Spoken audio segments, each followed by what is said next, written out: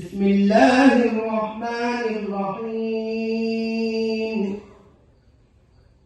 إن الله يأمر بالعدل والإحسان وإيتاء ذي القربى وينهى عن الفحشاء والمنكر والبغي يعظكم لعلكم تذكرون وأوفوا بعهد الله إذا عاهدتم ولا تنقضوا الأيمان بعد توكيدها وقد جعلتم الله عليكم كفيلا إن الله يعلم ما تفعلون ولا تكونوا كالتي نقضت غزلها من بعد قوة أنكاثا تتخذون أيمانكم دخلا بينكم أن تكون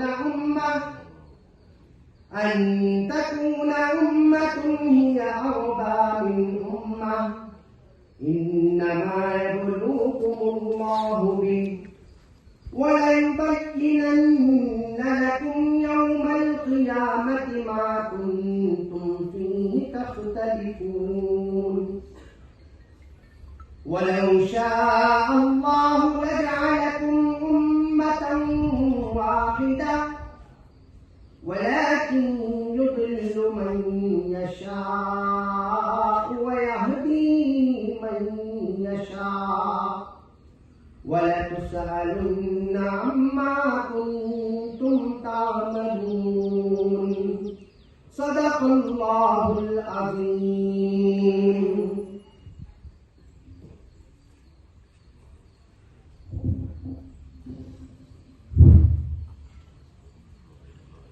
ಆತ್ಮೀಯರೇ, ಇಂದು ಗಾಂಧಿ ಜಯಂತಿಯ ಈ ಕಾರ್ಯಕ್ರಮದಲ್ಲಿ ಪವಿತ್ರ ಕುರಾನ್ನ 4 ವಚನಗಳನ್ನು ನಿಮ್ಮ ಮುಂದೆ ಪಠಿಸಲಾಯಿತು. ಇದರಲ್ಲಿ ಸರ್ವಶಕ್ತನಾದ ಅಲ್ಲಾಹನು ಹೇಳುತ್ತಾನೆ, ಖಂಡಿತವಾಗಿಯೂ ಅಲ್ಲಾಹನು ನಿಮಗೆ ನ್ಯಾಯ ಪಾಲಿಸಬೇಕೆಂದು, ಸೌಜನ್ಯ ತೋರಬೇಕೆಂದು ಬಂಧುಗಳಿಗೆ ಅವರ ಹಕ್ಕನ್ನು ನೀಡಬೇಕೆಂದು ಆದೇಶಿಸುತ್ತಾನೆ ಮತ್ತು ಅವನು ನಿಮ್ಮನ್ನು ಅಶ್ಲೀಲ ಕುರುತಗಳಿಂದಲೂ ಅನ್ಯಾಯದಿಂದಲೂ ವಿದ್ರೋಹದಿಂದಲೂ ತಡೆಯುತ್ತಾನೆ.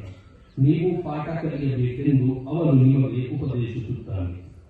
ನೀವು ಅಲ್ಲಾಹನ ಜೊತೆ ಕರಾರು ಮಾಡುವಾಗ ಆ ಕರಾರನ್ನು ತಪ್ಪದೆ ಪಾಲಿಸಿ ಮತ್ತು ಪ್ರತಿಜ್ಞೆ ಮಾಡಿ ಅದನ್ನು ದೃಢಪಡಿಸಿದ ಬಳಿಕ ಹಾಗೂ ನೀವು ಖಚಿತವಾಗಿ ಅಲ್ಲಾಹನನ್ನು ನಿಮ್ಮ ಮೇಲೆ ಸಾಕ್ಷಿಯಾಗಿಸಿಕೊಂಡ ಬಳಿಕ ಆ ಪ್ರತಿಜ್ಞೆಯನ್ನು ಮುರಿಯಬೇಡಿ.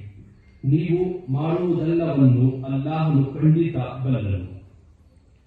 ತನ್ನ ನೂಲನ್ನು ಕಷ್ಟಪಟ್ಟು ನುರಿದ ಬಳಿಕ ತಾನೇ ಅದನ್ನು ಚೂರ ಚೂರಾಗಿಸಿ ಬಿಟ್ಟು ಒಳಂತೆ ನೀವಾಗಬೇಡಿ.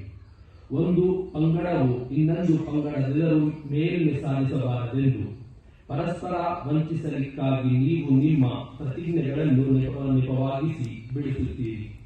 ನಿಜವಾಗಿ ಈ ಪ್ರತಿಜ್ಞೆಗಳ ಮೂಲಕ ಅಲ್ಲಾಹನು ನಿಮ್ಮನ್ನು ಪರಿಶೀಲಿಸುತ್ತಿದ್ದಾನೆ. ನೀವು ಪರಸ್ಪರ ಭಿನ್ನತೆ ತಾಳಿದ್ದ ಎಲ್ಲ ವಿಷಯಗಳನ್ನು ಅವನು ಪುನರುತ್ಥಾನ ದಿನ ನಿಮಗೆ ವಿವರಿಸಿದ್ದಾನೆ. ಅಲ್ಲಾಹನು ಬಯಸಿದ್ದರೆ ನಿಮ್ಮನ್ನು ಒಂದೇ ಸಮುದಾಯವಾಗಿ ಸಿಗುತ್ತಿದ್ದರು. ಆದರೆ ಅವನು ತಾನಿಚ್ಛಿಸಿದವರನ್ನು ದಾರಿಗಿಳಿಸುತ್ತಾನೆ ಮತ್ತು ತಾನಿಚ್ಛಿಸಿದವರನ್ನು ಸನ್ಮಾರ್ಗದಲ್ಲಿ ನೆಲೆಸುತ್ತಾನೆ. ನೀವು ಮಾಡುತ್ತಿದ್ದ ಕರ್ಮಗಳ ಕುರಿತು ನಿಮ್ಮನ್ನು ಖಂಡಿತ ಪ್ರಶ್ನಿಸಲಾಗುವುದು.